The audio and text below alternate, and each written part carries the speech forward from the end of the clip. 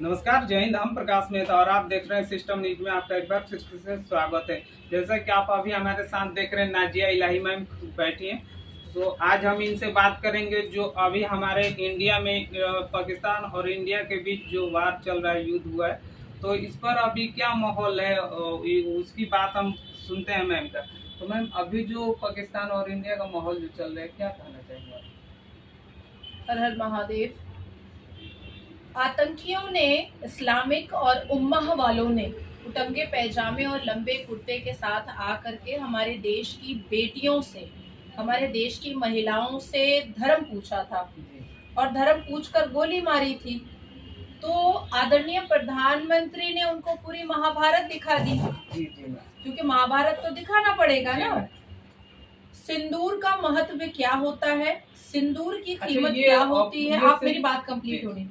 सिंदूर की कीमत क्या होती है, सिंदूर का वैल्यू क्या होता है, सनातन धर्म में सिंदूर की का मान सम्मान कितना बड़ा है, ये ऑपरेशन सिंदूर के द्वारा आदरणीय प्रधानमंत्री मोदी जी ने पाकिस्तान को क्या पूरी दुनिया को दिखा दिया। अच्छा, ये ऑपरेशन सिंदूर नाम ही क्यों रखा गया, इसका बताएंगे आप? क्योंकि 26 भारतीय महिलाओं के मांग का सिंदूर उजाड़ा गया था, इसलिए ऑपरेशन सिंदूर रखा गया। कोई कठमुल्ला आकर के लाइलाहा पढ़वाएगा और मेरी भारत की पुत्रियों का सिंदूर उजाड़ेगा, तो उसका पूरा खतना तो करना पड़ेगा ना, उसको तो बताना पड़ेगा ना कि हमने महाभारत में क्या सीखा, हमने हनुमान जी के गदा से क्या सीखा, हमने भगवान श्री भगवान राम के धनुष से क्या सीखा, ये तो बताना पड़ता। तो इसलिए हमने बताया और इसीलिए इस ऑपरेशन का नाम ऑपरेशन सिंदूर रखा गया। अच्छा, इस ऑपरेशन का कमांड 2 लेडीज लड़कियों को दिया गया है, और जो हमला पहलगाम हुआ था तो वहां पर एक लेडीज को छोड़ दिया गया था कि आप जाकर प्रधानमंत्री को बताओ ये खबरें कि हमने ऐसा क्यों किया। तो इस पर 2 लेडीज को क्यों रखा गया? देखिए, सबसे पहले तो मैं बताऊं कि जो कर्नल सूफिया कुरैशी हैं और एयर कमांडेंट जो है, वो दोनों का पोजीशन और वो दोनों ही सेनाओं के दोनों पार्ट के इतनी वैल्यूबल पोजीशन पर हैं कि वो वैसे ही आती वहां पर। दूसरी चीज है कि इस पूरे ऑपरेशन सिंदूर को लीड वही दोनों महिलाएं कर रही हैं। और तीसरी चीज है कि पाकिस्तान एक इस्लामिक देश है, सुन्नते रसूल वाला देश है, जहां बेटियों को और महिलाओं को बिस्तर का सामान और पैर की जूती समझा जाता है।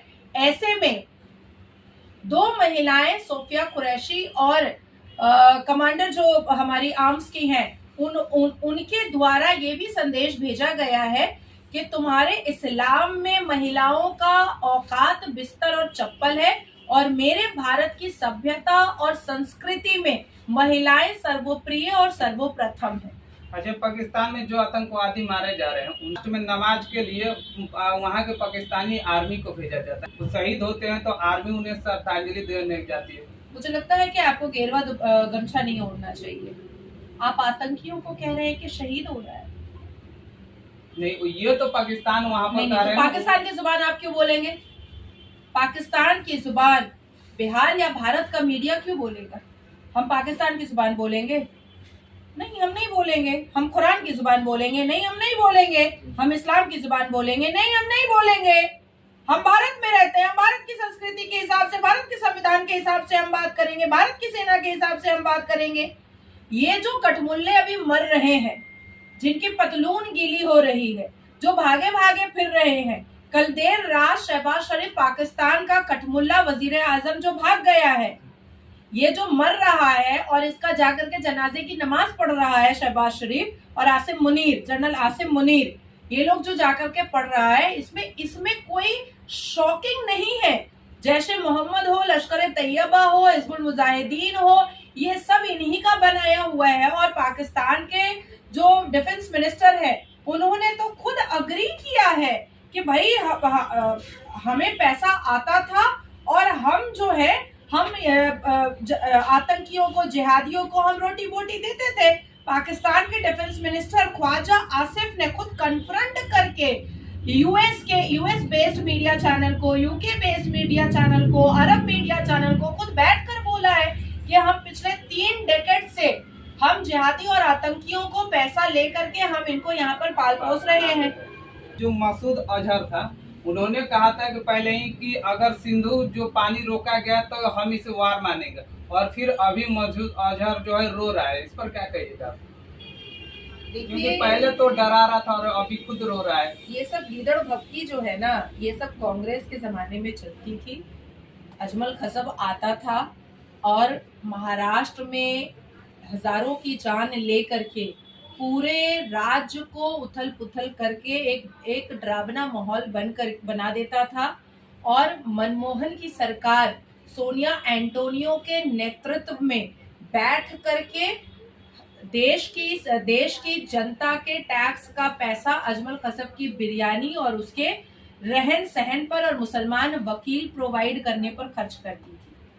आप सोचिए कि जैश ए मोहम्मद का सीनियर टेररिस्ट अब्दुल रऊफ अजहर, मसूद अजहर का छोटा भाई, जो खांधार 1999 हाईजैकर था, खांधार याद है प्लेन? जी मैम। हाँ, वो मर गया 1999 खांधार एरोप्लेन को जो हाईजैक किया था।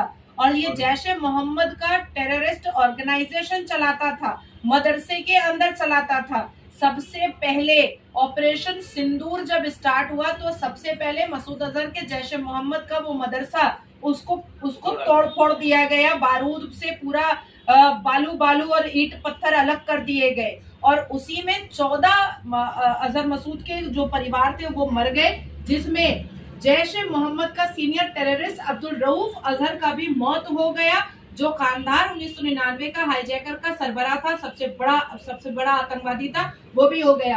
तो जो कांग्रेस देश के लोगों का बदला जो कांग्रेस नहीं ले पाई, क्योंकि कांग्रेस का एक साठगांठ हमेशा पाकिस्तान से रहा है। आज भी देखिए कांग्रेस जो भाषा बोल रहे हैं, जो स्टेटमेंट दे रहे हैं, उससे ये साफ जाहिर हो रहा है कि कांग्रेस पाकिस्तान का प्रवक्ता बनकर के अभी तो कह रहे हैं कि हम सरकार के साथ हैं, जो अभी पहलगाम आतंकवादी। तो बोलना पड़ेगा ना, देश की सेना की तारीफ तो करनी पड़ेगी ना, नहीं तो पैंट खोल करके मारेंगे हम लोग।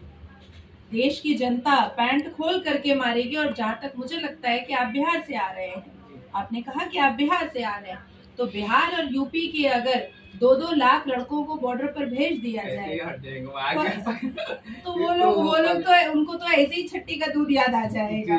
बिहार और उत्तर प्रदेश के हमारे बजरंग दल के लड़कों को, बिहार और उत्तर प्रदेश के बजरंग दल के सिर्फ बजरंग दल के लड़कों को अगर आज सेना पर उतार दिया जाए और लाहौर भेज दिया जाए, मुझे लगता है कि खतना तो ऐसा मुकम्मल होगा ये उम्मा और फी सबिलिल्लाह वालों का कि दोबारा मुंह दिखाने के काबिल नहीं रहेंगे। अच्छा मैम, एक और सवाल मेरा है कि जैसे कि ये जितने भी आतंकवादी हमले करते हैं, ये टारगेट हिंदू पर ही क्यों रखते हैं? क्योंकि आप काफिर है Hindu. According to Al Quran, according to Islam, according to सुन्नत रसूल, जो कोई भी सिर्फ अल्लाह को और मोहम्मद को नहीं मानेगा, प्रॉफिट मोहम्मद सल्लल्लाहु अलैहि वसल्लम को नहीं मानेगा, वो काफिर है। आप भगवान की पूजा करेंगे, आप बुत परस्त है, इसलिए आप काफिर है। आपको काटना, मारना, छीलना, लूटना, पीटना जरूरी है। जितने भी हमले होते हैं, जैसे कि अमरनाथ यात्रा हो गया, यहाँ पर दिल्ली में अक्षरधाम मंदिर होता है, या वहाँ वैष्णो धाम मंदिर पर भी होता है, तो हमेशा टारगेट, और इस बार भी पहलगाम पर उनके धर्म नाम पूछ कर भी टारगेट किया गया। बोला तो मैंने कि जो 30 पारा अल कुरान का है, उसमें हजारों ऐसी आयतें हैं जिसमें काफिरों को मारने, पीटने की और काटने की बात लिखी हुई है। साफ सुथरे अंदाज में अल कुरान में लिखी हुई है कि जो कोई भी बुत परस्ती करता है या जो कोई भी किसी और धर्म को मानता है और अल्लाह और उसके प्यारे नबी को नहीं मानता है, तो उसको काट देना चाहिए। पहले समझाओ, नहीं समझे तो उसके बाद फिर उसको काट दो। अच्छा, मेरा एक सवाल ये है कि अभी तक सरकार भी इस बात पर कोई टिप्पणी नहीं कर रही है कि जैसे कि हमारा जो कश्मीर जो 30% भाग पाकिस्तान के पास है, LOC, तो अभी जो वार चल रहा है, इस बहाने तो हम तो ले ही सकते हैं ना। ये हम आपको क्यों बताएंगे? आप क्या बरखा दत्त हैं? आप क्या बरखा दत्त हैं? कारगिल के वक्त में बरखा दत्त ने बहुत ही खुफिया जानकारी हमारे आर्मीज की जो है वो पाकिस्तान को स्लीपर सेल की तरह पहुंचाई थी। उसके बाद फिर अजमल कसब ने जो अटैक किया था बॉम्बे के ताज पर, तो एनएसजी ऑफिसर कौन कौन से फ्लोर पर जा रहे हैं और कब कब कैसे कैसे मूवमेंट कर रहे हैं, वो सब बरखा दत्त ने अपने रिपोर्टिंग से बताया था। तो आप बरखा दत्त 2.0 है क्या, जो मैं आपको बता दूं कि हम पीओके लेंगे, कि बलोच लेंगे, कि खैबर पख्तूनख्वा लेंगे, कि सिंध प्रोवांस लेंगे, हम पूरा पाकिस्तान लेंगे, हम पूरा पाकिस्तान लेंगे, हम पूरा पाकिस्तान लेंगे। चलिए एक और मेरा सवाल है कि जैसे अभी मान के चलिए जो इंडिया में हालात है और पहलगाम हमला हुआ, अगर कांग्रेस की सरकार होती तो क्या माहौल रहता देश का? कांग्रेस की सरकार रहती तो कुछ नहीं होता, और पहलगाम हमले होने के बाद भी कुछ नहीं होता। आप मुझे बताइए 1989 से 1991 में इसी जम्मू कश्मीर में कश्मीरी पंडितों का नरसंहार हुआ और उन तमाम कश्मीरी पंडितों को वहां से निकाल दिया गया। कश्मीरियत का नारा क्या होता था? आजादी। आजादी तो मिल चुकी थी, आजादी तो देश को मिल चुकी थी, हम तो ब्रिटिश के रूल से आजाद हो चुके थे। तो कश्मीर की कश्मीरियत मुसलमान आजादी से क्यों मांगता था? तो इसका मतलब था कि उसको हिंदुओं से आजादी चाहिए थी और इस्लाम का झंडा लहराना था। तो वही होता जो फारूक अब्दुल्ला के नेतृत्व में हुआ था। लेकिन क्योंकि यहाँ पर जम्मू कश्मीर में एलजी जो है वो हमारे भारतीय जनता पार्टी के हैं और देश में सरकार जो है वो आदरणीय प्रधानमंत्री श्री नरेंद्र दामोदर दास मोदी की है, तो इसलिए पैंट खोल करके जवाब दिया गया है, महाभारत दिखा करके जवाब दिया गया है। आज कैसे सब भाग रहा है, पतलून गीली हो रही है शहबाज शरीफ की, जनरल आसिम मुनीर तो हिजाब ओढ़ करके बैठा हुआ है, सामने ही नहीं आ रहा है।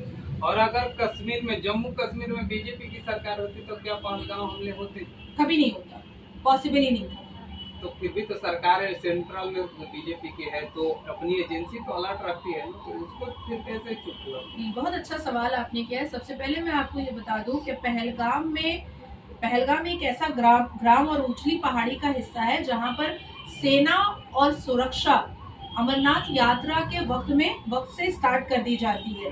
लेकिन वहाँ के लोकल जो टूरिज्म वाले थे, उन्होंने बिना किसी सुरक्षा एजेंसी को इत्तला किए उन्होंने बुकिंग लेना स्टार्ट कर दिया। द सेकेंड थिंग इज कि उमर अब्दुल्ला ने जम्मू कश्मीर के विधानसभा में बैठ करके ये बात कह दिया कि गलती उनसे बहुत बड़ी हुई है, क्योंकि जम्मू एंड कश्मीर एक यूनियन टेरिटरी का हिस्सा है, इसलिए वहाँ की पुलिस ही वहाँ की देखरेख करती है और वहाँ की पुलिस देश की सेना को बताती है कि कहाँ कहाँ पर अलर्ट पोजीशन है और कहाँ कहाँ पर सुरक्षा एजेंसीज को खड़ा रहना है। अब बात तीसरी आती है कि अगर सेंट्रल गवर्नमेंट की एजेंसीज अगर स्टेट गवर्नमेंट को इंटरवीन करती तो फिर उमर अब्दुल्ला और राहुल खान जो है वो चिल्लाने लगते कि हमारा खुफिया जानकारी निकाला जा रहा है। तो इन्होंने चारों तरफ से घेरा और घेर करके उमर अब्दुल्ला ने और फारूक अब्दुल्ला ने दोबारा अपने रिश्तेदारों को बुलाया और बुला करके हिंदुओं को मरवाया। अब आती है तीसरी बात जो बहुत इम्पोर्टेंट बात है कि फारूक अब्दुल्ला का तो इतिहास है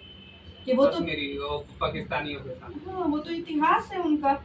अब चौथी बात मैं आपको और बहुत इम्पोर्टेंट बता दूं कि जम्मू कश्मीर से इस बार क्रिस्टल क्लियर हो गया कि उमर अब्दुल्ला कभी नहीं जीतता अगर लाखों पाकिस्तानी जम्मू कश्मीर में वोटिंग नहीं करते। खुद पाकिस्तानी खड़ा हो करके कह रहा है कि हमने तो वोटिंग भी किया है, नहीं तो उमर अब्दुल्ला तो कभी नहीं जीतता, वो तो रिश्तेदारों ने जिता दिया। पाकिस्तानी रिश्तेदार ला इलाहा का रिश्ता निभाए और उमर अब्दुल्ला को जितवाया। अच्छा, पहलगाम हमले जो हुए थे तो एजेंसी ने पहले ही अलर्ट किया था, बोला जा रहा है कि वो अप्रैल में कुछ बड़ा धमाका होने वाला है। कहाँ पर है वो प्रूफ है आपके पास? और सोशल मीडिया पर जैसे न्यूज़ सोशल मीडिया नहीं अलर्ट किया था। तो I am not going to give any statement regarding social media. मैं सोशल मीडिया पर बात नहीं करती हूँ। आपके पास कोई प्रूफ है तो आप मुझे दिखाइए, अदरवाइज मैं इस पर कोई टिप्पणी नहीं करूंगी। उमर अब्दुल्ला ने अपनी गलती कान पकड़ करके मानी है और उसने जम्मू कश्मीर के विधानसभा के भीतर कहा है कि मेरे पास माफी मांगने के लिए शब्द नहीं। अच्छा, मोहम्मद मुफ्ती है जो और उमर अब्दुल्ला, जब भी इंडिया और पाकिस्तान की तुलना की जाती है तो ये कहते हैं कि पाकिस्तान जब भी वार होगा तो जीतेगा, तो पूछा जाता है ऐसा क्यों? तो बोलते हैं कि उनके पास से परमाणु हथियार है, फिर इंडिया में रहने के बावजूद ये लोग उतना नहीं। देखिए, ये तो आज की कोई नई बात नहीं है। हमेशा जब भी नेहरू एक्सीडेंटल हिंदू, नेहरू खुद बोला है भाई नेहरू कि वो एक्सीडेंटल हिंदू है। तो एक्सीडेंटल हिंदू नेहरू के साथ जब वो जेल में भी था फारूक अब्दुल्ला, तब भी उसने यही बात कहा था कि पाकिस्तान जब बनेगा तो वो बहुत स्ट्रांग होगा, क्योंकि वो प्रॉफिट मोहम्मद सल्लल्लाहु अलैहि वसल्लम की उम्मतों पर बनेगा। ये तो खुद फारूक अब्दुल्ला। दूसरी बात है, पहले पूरा पूरा कंटेंट ले लीजिए, आप पूरा स्टेटमेंट ले लीजिए मेरा। दूसरी बात है कि मैं आपको चैलेंज दे करके बोल रही हूँ कि जो परमाणु, जो न्यूक्लियर बॉम्ब का दावा ये ठोकता है पाकिस्तान हमेशा, आज से नहीं, एक जमाने से जो ठोक रहा है, वो है कहाँ? वो पाओ का जो बम है वो है कहाँ? एक्चुअली में पाकिस्तान ने बनाया जरूर था न्यूक्लियर पावर, लेकिन वो उसने गिरवी रखा हुआ है, बेचा हुआ है चाइना को भी और अमेरिका को भी। तो रिमोट कंट्रोल जो है वो चाइना और अमेरिका के पास है। ये तो हिजड़े की फौज है, पाकिस्तान की फौज। आप सोचो, आतंकवादियों को लेकर के साथ में लड़ रही है। कभी सेना के जवान किसी भी देश के होते हैं वो यूनिफॉर्म में लड़ते हैं, यहाँ तो यूनिफॉर्म के साथ उटंगे पैजामे वाला भी बम और बंदूक चला रहा है। तो ये जो गीदड़ भपकी है कि पाओ का बम चलाएंगे, तो ये कब चलाएंगे? चलाइए, दिखाइए कि आप निकले पावर वाले हैं। दिखा क्यों नहीं रहे हैं? पूरा तो चिथड़ा उड़ रहा है आपके देश का, अब तो दिखा दो कम से कम। अच्छा, ऐसे जो यहाँ के नागरिक हैं जो इंडिया में रहकर भी पाकिस्तान की बड़ाई करते हैं, चाहे वो मुसलमान ही, ज्यादातर हम ऐसे देखते हैं कश्मीर में, और अभी आपने एक न्यूज में भी आप ही ने कहा था झारखंड में ऐसा हुआ था, तो फिर इन ऐसा नहीं लगता कि इन सबको उठाकर वहीं पर फेंक देना चाहिए? जो आपको प्यारा पाकिस्तान है तो फिर आप वहीं रहो। सरदार पटेल जी ने भी कहा था, भीमराव अंबेडकर जी ने भी कहा था, और मैं भी कह रही हूँ कि आज़ादी के वक्त 1947 में जो मुसलमान यहाँ पर रह गए उनको रहने नहीं देना चाहिए था। ये ला इलाहा रिश्ता वाले, ये हमेशा ला इलाहा वालों के ही रहेंगे। और पाकिस्तान जिन्ना ने बनाया ही था नफरत के लिए, दंगा करने के लिए, आतंक करने के लिए, अश्लीलता के नंगे नाच के लिए, मुजरा कोठा के लिए, जो पाकिस्तान कर रहा है। मुझे ऐसा लगता है कि अभी भी वक्त है, एनआरसी इमीडिएट इम्प्लीमेंट होना चाहिए, अभी भी वक्त है, यूसीसी इमीडिएट इम्प्लीमेंट होना चाहिए, अभी भी वक्त है, भारत से all India Muslim personal law board को खत्म करके उस पर ताला मार देना चाहिए। अच्छा, एक सोशल मीडिया पर काफी वायरल एक सिंगर है नेहा राठौर, आपने भी नाम सुना है, और पहलगाम हमले पर उन्होंने इंडिया को और पीएम मोदी पर इस बात का आरोप लगाया कि जो कुछ हुआ इनकी हाथ मिली भगत है, और उस वीडियो को क्लिप पाकिस्तान में चलाया गया, काफी वायरल हुआ। क्या आप कहिएगा नेहा राठौर के बारे में?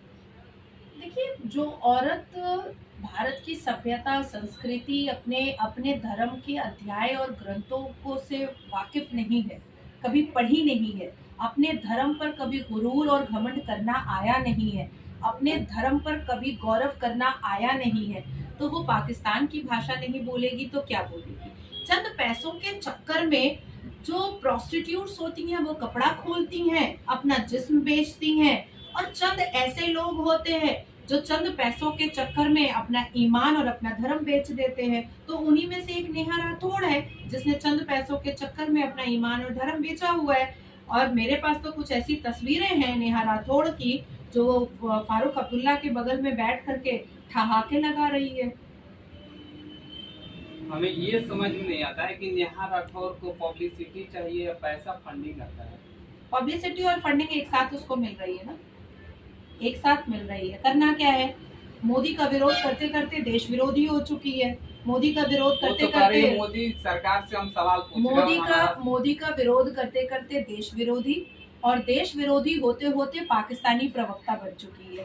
तभी तो पाकिस्तान की मीडिया उसको दिखा रही है।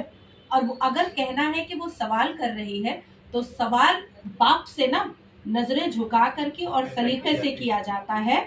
सवाल में आप टोंट मार करके दुश्मन देश को खुश नहीं किया जाता है। इसी बात को वो हथियार बनाकर चलाए ना पाकिस्तान में कि वहाँ की नागरिक ही इस बात को मानती है कि इंडिया ने किया।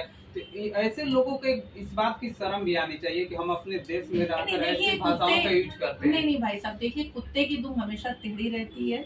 और ये जो लोभी और लालसा रखने वाले जो लिब्रांडो हिंदू होते हैं ना, ये आज से नहीं, ये इस देश में नेहरू के पैदा किए हुए हैं। ये हमेशा पाकिस्तानी संगीत पर मुजरा करते आए हैं और करते रहेंगे। लेकिन अब देश में 120 करोड़ की आबादी जो हिंदुओं की है और 22 करोड़ जो मुसलमानों की आबादी है, उसमें से एक बहुत भारी मात्रा ऐसी बन चुकी है जो ऐसे लोगों को जवाब देना और ऐसे लोगों पर कानूनी प्रक्रिया करना बहुत अच्छे से जानती है। अच्छा, खान सर को आप भी नाम सुने हैं, पटना के खान सर। उनका एक वीडियो में बोल रहे थे उन्होंने कि पाकिस्तान हमारे यहाँ से तुम्हें इलाज चाहिए, मुफ्त की पढ़ाई लिखाई चाहिए, रोजगार भी चाहिए, और हमारे यहाँ आकर हमारे लोगों को गोलियां चलाओ, ऐसा नहीं होगा। हम चाहते हैं कि सरकार से उन्होंने अपील की है कि जितने भी यहाँ से पाकिस्तानी नागरिक हमेशा के लिए बैन किया जाए, कभी इंडिया ना आए। क्या आप सहमत है खान सर की बातों से? उन्होंने तो वीडियो पर बोला होगा और अपने खुद के YouTube चैनल पर बोला होगा। मैं तो कोई YouTube चैनल नहीं चलाती और मैं वीडियो भी नहीं चलाती।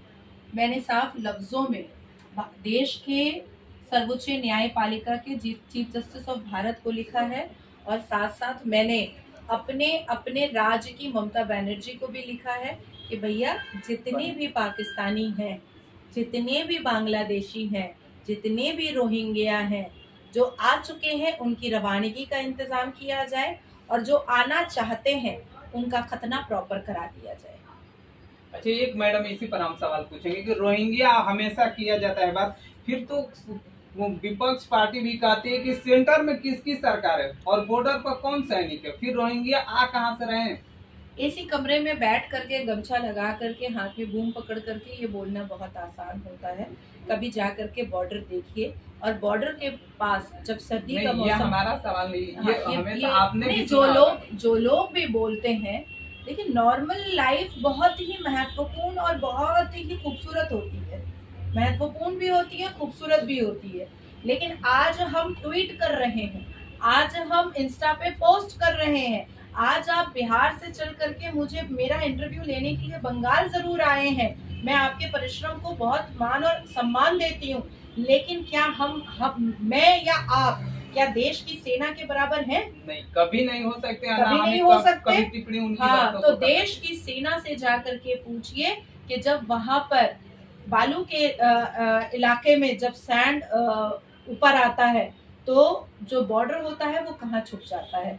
जब बर्फ ऊपर आता है बर्फ वाले इलाके में, तो फिर जो बॉर्डर का जो बैरिकेड होता है वो कहाँ छुप जाता है, पता नहीं चलता। कश्मीर जाइए, कश्मीर की खाड़ी, कश्मीर के जंगल, कश्मीर के पेड़ पौधे, कश्मीर की जो वैलीज है उसमें कितने सिक्योरिटी के बावजूद भी ऐसे गुफाएं और सुरंगें हैं कि वहां से वो लोग चले आते हैं। देश की सेना का प्रॉब्लम नहीं है, देश की सेना अपनी जान दे करके हमारे देश को सुरक्षित रखी हुई है। कल अगर आप रात में सोए होंगे ना, तो बिकॉज ऑफ दिस देश की सेना।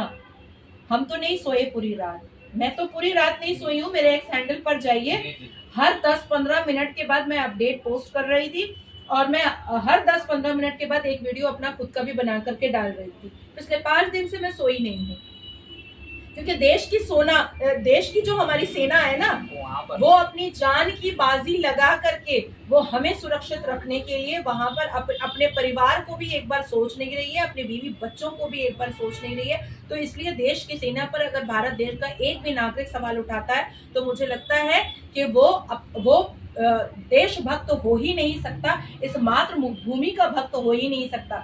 अब इस पर मैं आपको इम्पोर्टेंट जवाब दे रही हूँ। अगर 120 करोड़, मैं तो 22 करोड़ को छोड़ ही देती हूँ, ये कठमुल्ले तो है ही पाकिस्तानी प्रेमी। देश के जो नागरिक होते हैं उन्होंने कितने पिटीशन दायर किए हैं। मेरे पास पड़ोस में मुझे शक है कि पाकिस्तानी रहता है। देश के 120 करोड़ के कितने नागरिक हैं जिन्होंने हमारे भारत देश की सर्वोच्च न्यायपालिका को ये कहा है कि मुसलमान जब शरिया लॉ हमारे नाक के नीचे मानता है तो इनको इस्लामिक पनिशमेंट भी दीजिए। इस्लामिक पनिशमेंट क्यों नहीं मानता है? इस्लाम का सबसे महत्वपूर्ण हिस्सा क्यों नहीं मानता है? कितने नागरिक ने जाकर के सर्वोच्च न्यायपालिका को कंप्लेन किया या दिया? हम में से 4-5 लोग हैं जो हम लोग हर वक्त लगे रहते हैं, बाकी तो सब सोए रहते हैं। दो लाइन का एक नेट इस पर बनाते हैं वीडियो, उसको पोस्ट करते हैं और उससे भी पैसा कमाते हैं, और वो वीडियो बनाते ही इसलिए हैं कि हम उससे 500 रुपया कमा सके और हमको उससे फेम मिल सके। कुछ लोग फेम के लिए, आपको पता है, राष्ट्रभक्ति का चैनल खोल करके बैठे हैं, लेकिन वो मोदी को गालियां परोस रहे हैं, देश की सेना को गालियां परोस रहे हैं, जो पूछ रहे हैं पुंछ में आदमी मर गया, तुम पाकिस्तान पे वॉर कर रहे हो। अरे शहीद तो हमारे महाराणा प्रताप भी हुए, शहीद तो भगत सिंह भी हुए, शहीद तो कई कई हमारे मेजर कर्नल और जनरल भी हुए, तो उनका परिवार नहीं है क्या? आज पाकिस्तान को मुंहतोड़ जवाब देने के लिए अगर 10 लोग हमारे देश का मर रहा है तो उसको शहीद बोला जाएगा, उसको शहादत बोला जाएगा। तो ऐसे लोग हैं। देश की सेना के लिए 7 खून माफ है मेरी नजर में। देश की सेना अगर मुझे कहेगी कि मेरा पैर धो करके नाजिया पी जाओ तो मैं वो भी करने को तैयार हूँ। मेरी नजर में मेरे देश की सेना का ये वैल्यू है, ये अहमियत है, मैं यहाँ बिठाने को तैयार हूँ। आज पाकिस्तान में गलती से एक मेरे देश का फौजी चला गया है, अगर आदरणीय प्रधानमंत्री ने कहा कि नाजिया पाकिस्तान तुमको मांग रहा है वो फौजी को वापस करने के लिए, मैं अभी चले जाऊंगी अटारी बॉर्डर। ये है मेरी नजर में देश की सेना की अहमियत। अच्छा, जाहिर सी बात है कि देश की आर्मी और देश की फौज को तो सल्यूट करना चाहिए।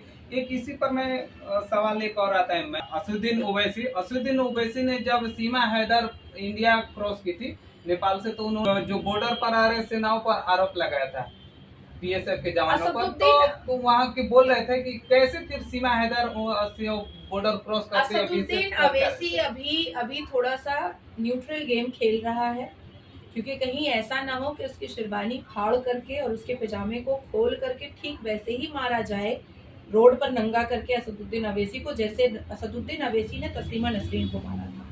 इसलिए अभी वो पाकिस्तान जिंदाबाद और मुर्दाबाद कर रहा है। कभी उसके मंच पर पाकिस्तान जिंदाबाद के नारे भी लग चुके हैं और अब वो हमारे भारत के तिरंगे झंडे की पगड़ी बना करके भारत जिंदाबाद और पाकिस्तान मुर्दाबाद कर रहा है, क्योंकि असदुद्दीन ओवैसी को बहुत अच्छे से पता है कि उसकी जो पार्टी है वो मुस्लिम लीग और रजाकारियों के अलायंस की पार्टी है, और आज तक असदुद्दीन ओवैसी मजलिस-ए-इत्तेहादुल मुस्लिमीन पार्टी चला रहा है, जो पाकिस्तानी रजाकारी कासिम रिजवी की पार्टी है।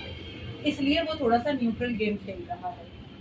अभी ये वॉर का सिलसिला जैसे ही खत्म हो जाएगा वो फिर चिल्लाने लगेगा कि वक्फ बोर्ड की प्रॉपर्टी हमारी है, अल्लाह की प्रॉपर्टी है, मुसलमानों को भारत में अत्याचारित किया जा रहा है, वो फिर से चिल्लाने लगेगा।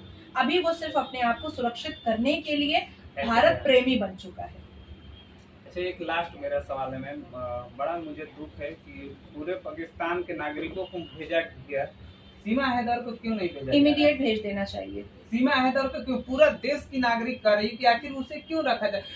इस चीज का आगे फ्यूचर में चल के मिस यूज भी तो हो सकता है। डेफिनेटली हो सकता है, क्योंकि शक का दायरा तो बना ही रहेगा। ऊपर से 4 बच्चों के साथ वो आई है, हो सकता है स्लीपर सेल हो सकता है हनी ट्रैप का कोई मसला हो, और जानबूझ करके उसने बहुत कम एज के एक लड़के सचिन मीना को फंसा करके रखा हुआ है। साथ में हमारे देश का के सर्वोच्च न्यायपालिका का एक ऐसा वकील है जो निर्भया के बलात्कारियों के लिए ह्यूमन राइट्स की पिटीशन डाला करता था। तो ये हम लोग इस चीज के लिए सतर्क हैं और कानूनी जितनी भी कार्रवाई करनी होगी आने वाले 15 दिन में वो सीमा गुलाम हैदर को दिखेगा। हमने कान में रुई नहीं डाला हुआ है या सरसों का तेल नहीं डाला हुआ है। सीमा हैदर को भी पता है कि इस देश में बहुत सारे ऐसे लोग हैं जो उस पर निगाह रखे हुए हैं। क्यों आप अभी पश्चिम बंगाल में हैं? पश्चिम बंगाल में भी 2024 में जावेरिया बोल करके एक लड़की आई थी, वो अभी भी है। जरा जाके ममता से भी ये बूम लेकर के पूछिए कि क्यों नहीं भेज रहे हैं। अच्छा, हमारा ये कहना है कि जैसे अभी हुआ है और जो पटिशन डाला गया है कि शादी का, इस चीज का मिसयूज हो सकता है आगे चल के कि और भी कोई लड़की आएगी उसी दायरे पर, वो भी तो अपना हक जताएगी कि हमने भी तो शादी किया, और फिर उनका मामला कोर्ट में जाएगा। तो फिर देखिए ये मोदी की सरकार है, यहाँ 0 टॉलरेंस की सरकार है। अगर कोई ये चाह ले रहा है कि वो एक बहुत ही कम एज के बच्चे को फंसा करके वो एक एजेड औरत नाच गा करके शरीर दिखा करके अगर शादी कर ले रही है, उससे बच्चा पैदा करवा ले रही है, तो देश की सरकार आंख मूंद लेगी या हम जैसे राष्ट्रवाद लोग आंख मूंद लेंगे। This is not possible. और अब क्रिस्टल क्लियर हो चुका है। अब ये भी तो नहीं पता कि कल रात तक पाकिस्तान रहेगा भी कि नहीं रहेगा, ये भी तो नहीं पता है ना। ये भी तो एक बहुत बड़ा क्वेश्चन मार्क हो चुका है। तो अगर पाकिस्तान ना रहा तो सीमा गुलाम हैदर, जावेरिया, ये लोग सब जेल जाएगी। कहाँ जाएगी, क्या होता है, जेल जाएगी। तो धन्यवाद, मैडम से बात करते हुए काफी हमने अच्छा लगा। थैंक यू, जय हिंद।